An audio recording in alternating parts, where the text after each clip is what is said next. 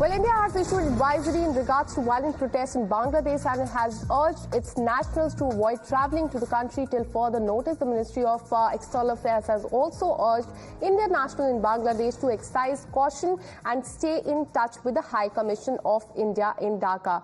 The violence resumed when those sitting for a non-cooperation movement announced by the student movement demanding Prime Minister Sheikh Hasina's resignation clashed with the pro-Bangladeshi activists. Now, the protesters are demanding that Hasina resigns after earlier protests in July that began with students calling for an end to the quota system for the government job that escalated into violence.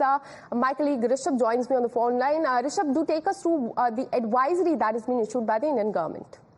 Well, Akasha, good morning. Yes, an advisory has been issued by the Indian government, which has helpline numbers and have strongly advised Indians not to travel to Bangladesh. And for those Indians who are already in Bangladesh, the Indian government wants them to exercise extreme caution, do not venture around, and be in touch with the embassy. Remember, the situation in Bangladesh is getting worse every passing minute. At least 91 people have died in the fresh clashes that happened yesterday. And this time around, remember these protests are happening on the backdrop of Jamaat-e-Islami being banned, and now the protesters thronging the street demanding for resignation and ousting of Sheikh Hasina. But how the region sees it, remember, Sheikh Hasina has been in power for over 1 decade now. This is her 5th term for that matter as Prime Minister of Bangladesh. Under her leadership, the Bangladeshi economy has thrived to a level where today it is Asia's fastest growing economy. But having said that, there are criticism against Sheikh Hasina, which says that her government is authoritarian. They have,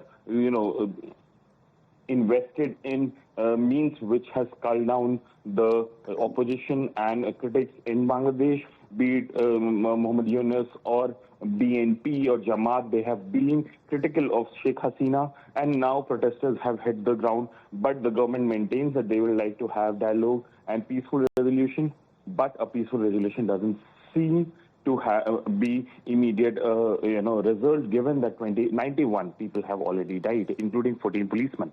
So most importantly, India has issued advisory in regard to the violent protests in Bangladesh, asking nationals there to be a little cautious. Thanking Rishabh for joining us on the broadcast. With this, we're heading into a short break. We'll be right back with more news and updates. Stay with us.